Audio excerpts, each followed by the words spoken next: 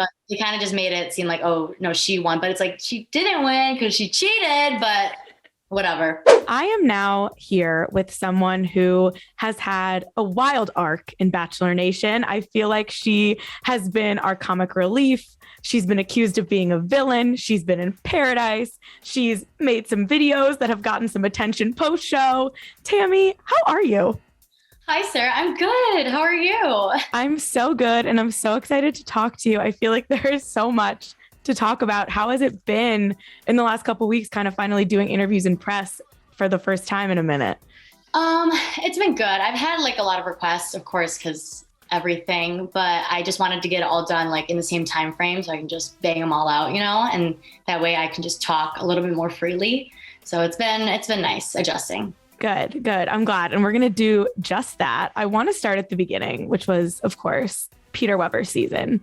And low-key one of the better seasons, I think, in the last couple of years, personally, I would say. Would you agree? I think so too. There's a lot of good girls that came out of that season in general. And I feel like it was also so entertaining, and then so much drama followed for years. It kept Us Weekly in business in quarantine. I thank Peter all the time. I'm like, thank you for, still going out there and stirring the pot here, because it really did. What are your like fondest memories looking back at just Peter's season off the bat? Did you love it right away? Did it take a while to warm up for the cameras? What do you remember from the beginning? No, I actually was very comfortable with the cameras right from the get-go. I remember the first night, it's one of the longest nights of filming. It's the limo night. And I was just like calm, just hanging out, trying to make all these friends, trying to get my time with Peter. And I was just chugging Red Bulls out of champagne glasses. So I'm like, I'm awake, I'm alive, like I'm ready for this. Was that your tip, not to drink too much, but go with Red Bull? I don't really drink a lot in general, but I mean, Red Bull is definitely the key, because that way you're up and you're, somewhat alert, because it's a long night. Yeah, 100%. Peter's season obviously had the Hannah Brown of it all right in the beginning. What do you remember about everyone? Were people freaking out when they found out Hannah Brown was like there, both in the premiere and then later on when she kind of like her and Peter had that weird unfinished conversation situation? What do you remember about that? Honestly, it was such a small part of it. We all saw that she was there, but it was kind of just like, oh, she's here. Like, is she joining us? Is she not? There was just a lot of like conversations circling around the mansion, but I was kind of just indifferent with it. Like, if she joins us, that'd be cool. That's really exciting for, our experience, but I didn't mind if she did or didn't join us. But I know that she was doing her own thing, and she was doing Dancing with the Stars at the time too. So I'm like, I don't think that she's going to be on the season. I kind of just, I'm very, I put a lot of facts together, and I'm like, this doesn't seem like she's going to stay, but I'm happy she made her appearance. I think that was fun. Yeah, it worked out. I feel like it accomplished what it needed to. It got the emotions, but it also got like the cliffhangery, and ABC got their promo for Dancing with the Stars. But Peter has said since that and he kind of said it on the show, but he said it in interviews since that he like was kind of almost willing to throw it all away for her. And she was like, you can't do that. Like, you are the Bachelor. What are you doing? Do you believe that there was anything in him that actually would have done that, just from an outside perspective? I don't know personally. I would say no, because being the Bachelor and like having your new chapter open up, like, would you be willing to throw that away? I don't know how in depth their relationship was. Maybe he was. I mean, I don't know. I know that he got emotional even during the group date. I wasn't on that group date, so I didn't really get to experience it firsthand. But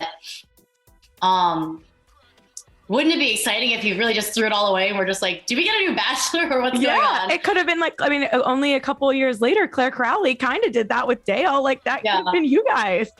I wonder what they would have had as like a backup plan though, It kind of makes me wonder, but I'm happy the way it worked out. Peter's a great guy, and happy to have been a part of his experience with him. So, and the friends that I made in the house too. Yeah. Can you tell me a little bit about that, Peter, as your Bachelor? I know you recently just did an interview with Peter and Dustin on their show, and you guys were joking around about all the stuff that happened and are clearly on good terms. Is he you're happy he was your Bachelor? Is there any other Bachelor that you kind of wish maybe or would have been interested in? No, I really don't think that could have worked out any other way. I really was interested in Peter. We had a lot of like similar interests, and we love flying. So I was really excited from him from the get-go. They didn't even tell us about who was going to be the actual Bachelor until like later on in the process, but I'm like, I already know it's going to be him. Like, no brainer. He wasn't. It was because obviously the Tyler Cameron of it all, but then like once Gigi Hadid showed up, it was like, I think Peter's got this one. Yeah. I mean, Tyler Cameron would have been cool. I just don't know if it would have had the same effect, you know? People like always shit on Peter, but I think he did a great job. The best that he could, really. Yeah. I think Peter was a good bachelor because he didn't know how to make decisions. And that makes a good person on television. I've said this to Peter. And I don't think he had bad intentions. So there's a difference between someone going into it just to mess shit up. Peter naturally, kind of like Clayton, just doesn't really know what he's doing, and who does in that situation, but more so that it was easy for the producers and his emotions to kind of get jumbled. And then we ended up with this mess, which is great for television and sometimes bad for the actual Bachelor to have to try to navigate that. People don't get it. They always are like, this is the worst season ever, blah, blah, blah. But it's like, if everything went correctly and no feelings were hurt, you guys wouldn't watch the show. Totally. It would have been a boring show. Yeah. When Peter's finale did happen and the Hannah Ann breakup to the potential Maddie to then the dating Kelley, what part of that surprised you the most? Did you see any of that coming when you were filming the show? Like, did you think Hannah Ann had it in the bag?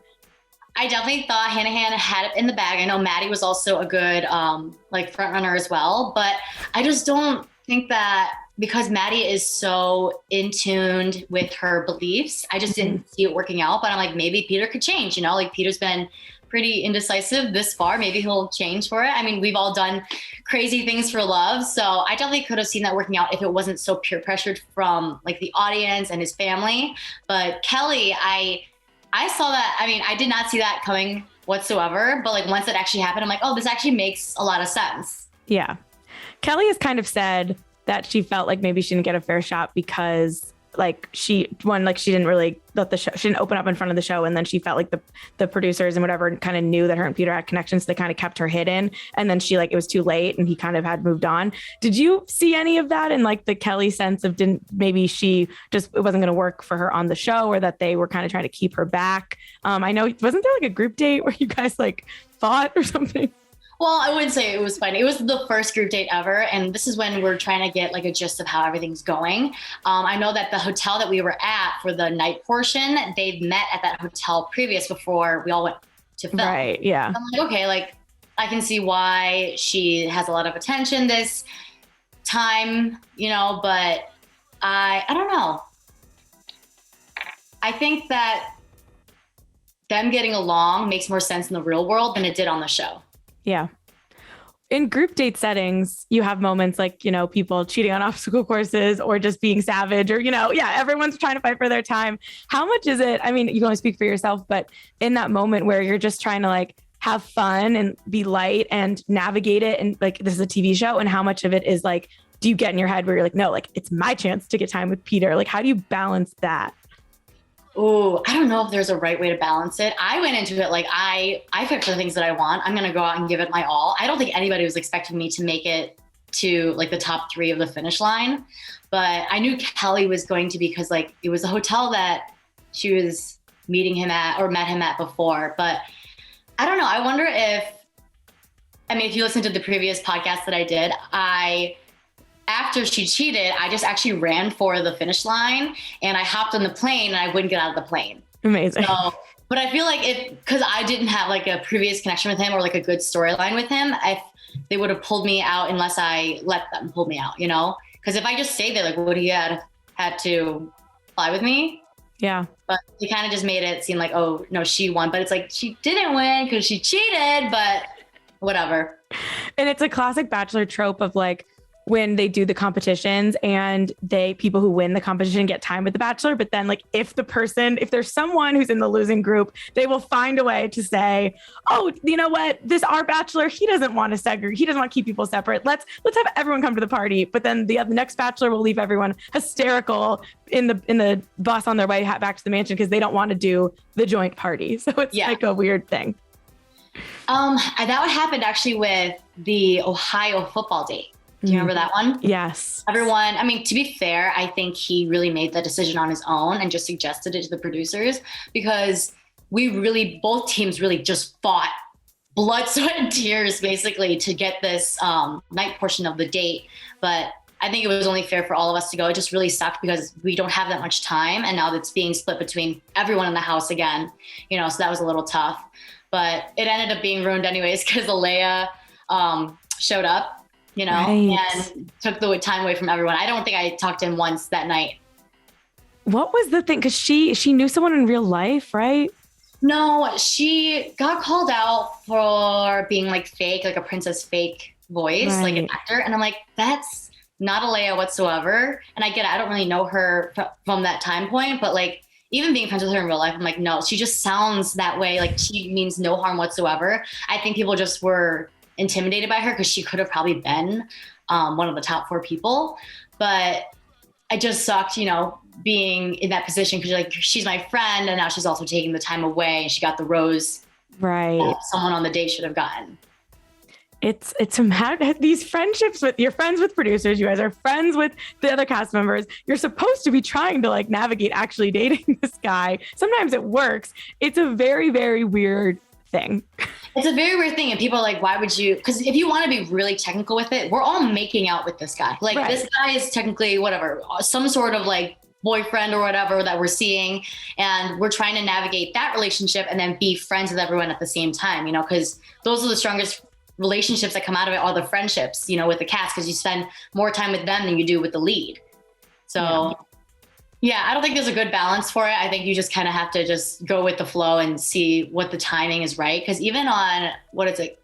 Not Clayton, Colton season, wasn't Kaylin and Cassie like best friends? Yes. You know, so that was hard because like one of them has to go at some point.